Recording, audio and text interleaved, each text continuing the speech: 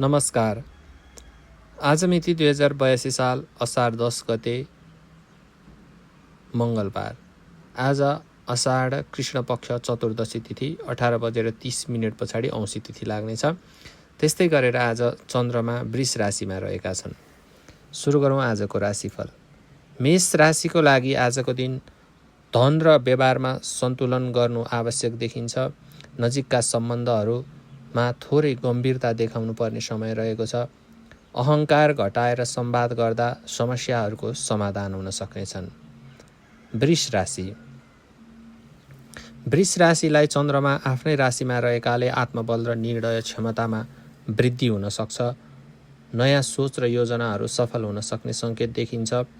सम्बन्धमा विश्वास र गहिरो संवाद हुनेछ। त्यस्तै गरेर मिथुन राशि। गोप्य कुरा वा मनका बोझ हटाउन सकिने दिन छ। नजिकको साथी वा आफन्तसँग खुलस्त संवाद गर्नको लागि अनुकूल समय रहेको छ। पारिवारिक सम्बन्धमा सहजता बढ्नेछ। कर्कट राशि। पुराना साथीहरूसँग भेटघाट वा सम्पर्कको सम्भावनाहरू रहेका छन्। सामाजिक गतिविधिमा भाग लिँदा आत्मसन्तुष्टि मिल्न सक्नेछ। सम्बन्धमा आदान प्रदान र समझदारी बढ्न सक्ने दिन रहेको छ। सिंह राशि। व्यावसायिक वा पारिवारिक निर्णय लिने सही समय रहेको छ। पुराना अपूर्ण काममा सफलताहरू मिल्नेछ। सम्बन्धमा सम्मान र समझदारी कायम रहन सक्नेछ। कन्या राशि। विदेश वा टाढाको समाचारले मन उत्साहित बनाउनेछ। धेरै समयदेखि मनका कुरा बुझाउने अवसर प्राप्त हुनेछ। साझेदारीमा स्थायित्व आउन सक्नेछ। तुला राशि। आजको दिन सन्तुलनमा बित्नेछ।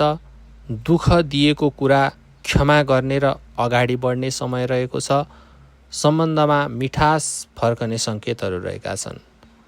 वृश्चिक राशि। आन्तरिक द्वन्द्व हटाउन सक्ने संवाद आवश्यक देखिन्छ। पुराना गल्तीहरू मेटिन सक्छन्। सहयोग माग्दा सहजै सहयोग पाउन सक्ने समय रहेको छ। धनु राशि। दैनिक तालिकामा सुधार आउनेछन्। काम र व्यवहार दुवैमा संयमता आवश्यक रहेको छ। मनका कुरा राख्न सहज र राम्रो समय रहेको छ। मकर राशि। भावनामा बहकिने होइन, विचार गरेर निर्णय लिनुपर्ने दिन रहेको छ। पुरानो सम्बन्धलाई नयाँ मोड दिने सकिने सम्भावना रहेको छ। पारिवारिक सम्बन्धमा सौहार्दता वृद्धि हुन सक्नेछ।